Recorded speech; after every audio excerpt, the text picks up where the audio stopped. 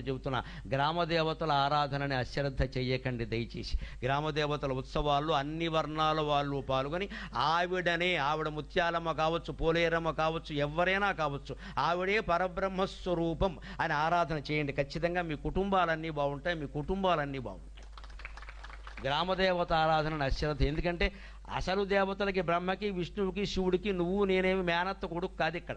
కానీ గ్రామదేవతకి గ్రామం అంతా పిల్లలు, సొంత పిల్లల కింద లెక్క. ఆవిడ కాపాడు తీరుతుంది. బంధుత్వం ఉంది అక్కడ.